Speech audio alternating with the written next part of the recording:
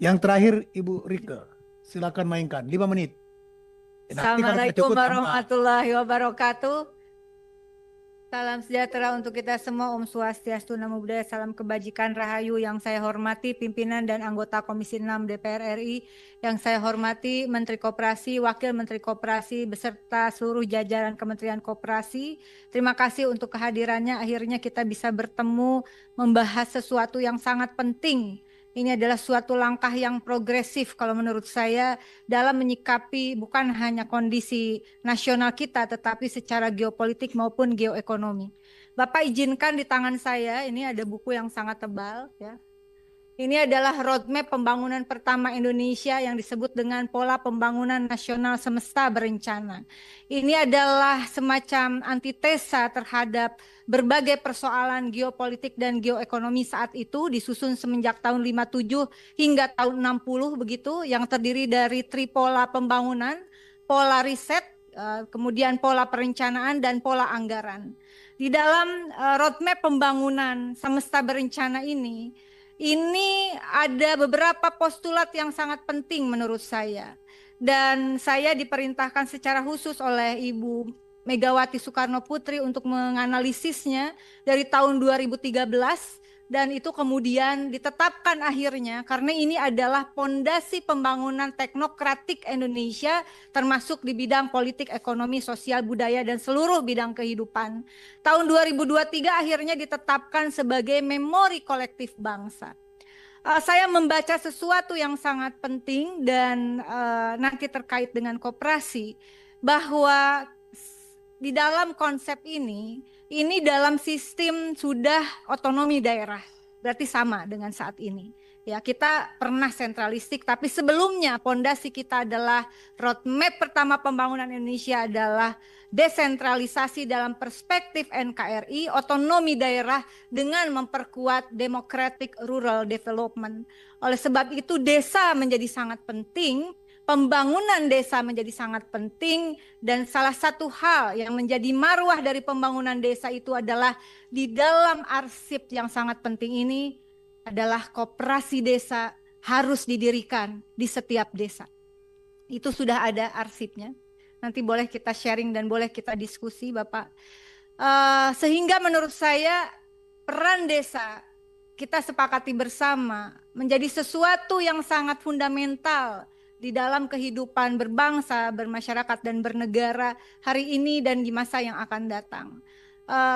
Saya orang yang sangat concern terhadap desa, sehingga disertasi saya juga membahas tentang desa, khusus tentang desa, khususnya pendataan Indonesia berbasis data desa yang presisi, yaitu aktual, akurat, dan relevan. Di halaman 225 ini saya buktikan, Pak, ya. Ini model bukunya kayak gini. Koperasi itu harus dibangun di setiap desa. Di sini sudah ada. Jadi saya kurang lebih 10 tahun, artinya lebih mungkin dari 2013, saya memimpikan bagaimana caranya agar ekonomi Indonesia kembali pada hitoh ideologinya, kembali kepada marwah ideologinya. Harus ada koperasi di setiap desa, begitu. Dan saya begitu bersemangat, mungkin dari sedikit orang yang bersemangat dan antusias terhadap lahirnya Instruksi Presiden nomor 9 tahun 2025 tentang Koperasi Desa Merah Putih yang harus dibangun di seluruh penjuru desa di tanah air. Ada kekhawatiran pasti, tetapi menurut saya ini momentum yang tepat dengan desakan geopolitik dan geoekonomi. Dan alhamdulillah kemarin 25 Mei 2025 Presiden Prabowo telah melakukan suatu kesepakatan penting babak baru dalam kerjasama RI Tiongkok. Ya, ini juga nanti barangkali ada korelasinya. 12 MOU kurang lebih terkait penguatan industri, kemudian juga ekonomi, sosial, budaya. Pastinya ke depannya saya berharap ini juga memperkuat koperasi desa.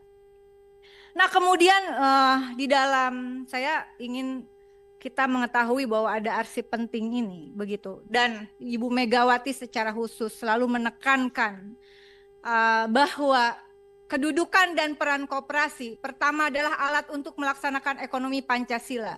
Kedua, sebagai sendi kehidupan ekonomi bangsa. Dan terakhir adalah dasar untuk mengatur perekonomian rakyat. Koperasi, khususnya koperasi desa, adalah suatu instrumen untuk memenuhi amanat konstitusi tercapainya 5 hak konstitusional rakyat. Hak kesejahteraan rakyat, pertama adalah terpenuhinya hak rakyat atas sandang, pangan, dan papan. Kedua, terpenuhinya hak rakyat atas pendidikan dan kebudayaan. Ketiga, kesehatan, pekerjaan, dan jaminan sosial. Keempat, kehidupan sosial, perlindungan hukum, dan HAM. Dan yang kelima adalah terpenuhinya hak rakyat atas lingkungan hidup yang baik, aman, dan nyaman. Di dalam arsip ini juga dikatakan, saya sebenarnya hanya mensummary apa yang disampaikan oleh teman-teman terdahulu. Kekhawatiran soal pembiayaan. Di dalam arsip semesta berencana dikatakan, pertama, pembiayaan yang bersumber dari pemerintah. Jadi boleh, Pak. Bukan tidak boleh. Pembiayaan yang bersumber dari pemerintah atau badan usaha didasarkan pada asas membantu untuk menolong diri sendiri. Istilahnya disebut to help the people, to help himself. Jadi biaya dari negara dikeluarkan, tapi kurang lebih untuk meningkatkan penguatan pemberdayaan. Yang kedua adalah tahap awal pembiayaan harus fokus pada pengembangan usaha.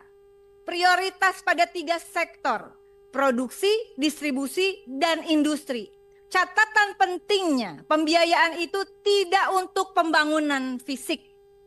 Pembangunan fisik, prinsipnya ini sangat penting Pak Menteri. Prinsipnya adalah optimalkan apa yang ada.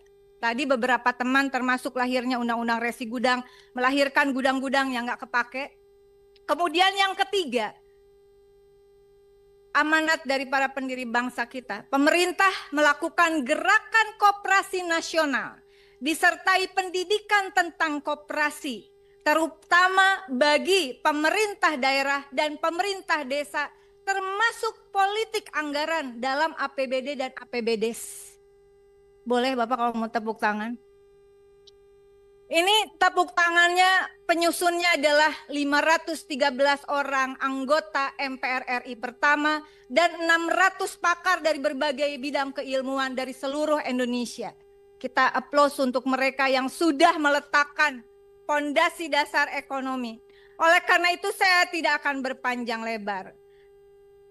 Mengingat Undang-Undang Dasar Negara Republik Indonesia 1945. Kedua, mengingat TAP MPR nomor 16 tahun 1998 tentang politik ekonomi dalam rangka demokrasi ekonomi. Ketiga, Undang-Undang tentang Pemda. Keempat, Undang-Undang tentang Desa. Kelima adalah Inpres nomor 9 tahun 2025 tentang percepatan pembentukan Koperasi Desa Kelurahan Merah Putih. Kemudian yang keenam ada surat edaran Menkop nomor 1 tahun 2025 tentang cara pembentukan koperasi dan merah putih. Hendaknya kita tidak meninggalkan spirit dari Astacita nomor 2 bahwa keberadaan koperasi desa ini adalah untuk memantapkan sistem pertahanan dan keamanan negara juga, karena kita menganut sistem pertahanan rakyat semesta dan rakyat itu adanya di desa dan kelurahan. Kemudian mendorong kemandirian melalui swasembada pangan, energi, air, aircraft, ekonomi hijau dan biru. Dan yang keenam adalah membangun dari desa dan dari bawah untuk pemerataan ekonomi dan pemberantasan kemiskinan. Berdasarkan arsip sejarah dan berdasarkan prinsip-prinsip konstitusional yang kita yakini dan menjadi sumpah jabatan kita bersama. Dalam rapat yang berharga ini, izinkan saya merekomendasikan beberapa hal. Pertama, mendesak dan meminta Kementerian Koperasi untuk menyusun roadmap koperasi merah putih, hulu, tengah, dan hilir, termasuk mitigasi resiko. Kedua, pendataan desa yang akurat, aktual, dan relevan, menyangkut kondisi kebutuhan dan potensi real desa, sehingga perlu kiranya berkoordinasi dengan Kementerian Desa. Yang ketiga adalah terkait skema pembiayaan, menyusun skema pembiayaan yang bersumber dari pemerintah pusat, daerah, dan desa, serta dari badan usaha, negara maupun swasta, serta mitigasi resiko dari pembiayaan ini. Yang keempat, mendesak Kementerian Koperasi bekerja sama dengan kementerian lain yang ditugaskan, 13 kementerian Bapak kalau saya tidak salah, betul? 13 kementerian dan sebentar, 13 kementerian, lembaga, dan juga ada badan di sana untuk inventarisir dan optimalisasi aset pemerintah pusat, daerah, dan desa, serta aset BUMN, BUMD, dan BUMDes. Yang juga melakukan inventarisir terhadap koperasi yang telah existing dan bidang usahanya apa. Sehingga ini tidak terjadi bentrokan-bentrokan atau bisa diminimalisir lah konflik di bawah ini. Yang kelima adalah mendesak Kementerian Koperasi fokus usaha koperasi sesuai dengan amanat para pendiri bangsa kita. Di bidang produksi, distribusi, dan industri, terutama 5 bidang industri yang menjadi penting juga produksi dan distribusinya, yaitu pertama, sandang, pangan, dan papan. Kedua, energi khususnya energi terbarukan. Ketiga, bahan baku industri. Keempat, farmasi dan obat-obatan tradisional, serta pariwisata. Keenam, mendesak Kementerian Koperasi untuk melakukan harmonisasi peraturan perundang-undangan yang berkorelasi dengan pembentukan dan penguatan koperasi, termasuk evaluasi terhadap draft perubahan Undang-Undang Nomor 25 Tahun 1992 tentang perkoperasian yang sedang dalam proses pembahasan dengan DPR. Perlu dievaluasi, kalau perlu ditarik lagi, tarik lagi, Pak. Apakah ini sudah secara sinkron? Sudah secara sinkron. Pak Sekjen, mohon perhatiannya, karena apabila dikehendaki, sesmen ya, apabila dikehendaki kemudian koperasi menjadi instrumen pula agar terjadinya penyaluran subsidi negara yang akurat dan tepat, saya kira harus juga ada harmonisasi dengan peraturan perundang-undangan, khususnya Perpres terkait beberapa subsidi yang itu sudah ada, Pak. Karena kalau tidak, apa yang dikhawatirkan oleh teman-teman Komisi 6 yang sudah bicara terdahulu, saya kira akan berakibat fatal, ya. Itu saja yang saya sampaikan, cukup panjang, tetapi karena saya terlalu bersemangat. Ini momentum kita semua. Ini bukan hanya persoalan kehendak orang per orang. Ini adalah suatu kehendak bersama. Dan ini harus menjadi gerakan nasional. Gerakan kita semua. Ini momentumnya. Mumpung langsung dikeluarkan instruksi presidennya, tinggal implementasinya. Kawal semua pihak.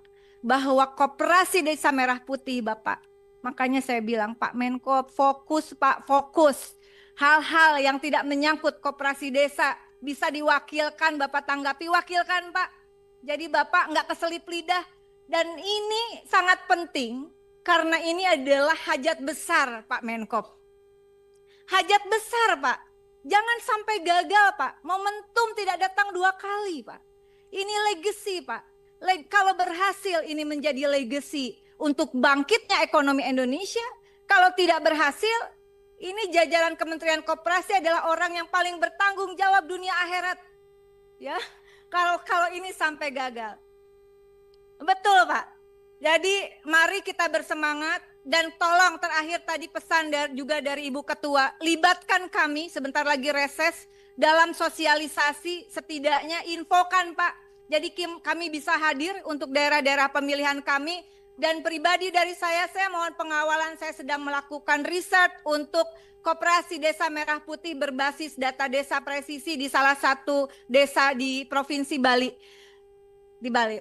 Terima kasih semuanya, selamat berjuang seluruh jajaran Kementerian Koperasi dan kita semua. Saya sangat antusias karena bagi saya ini harus menjadi legacy kita bersama karena kita sedang menjalankan hutang sejarah dari para pendiri bangsa yang harus kita lunasi.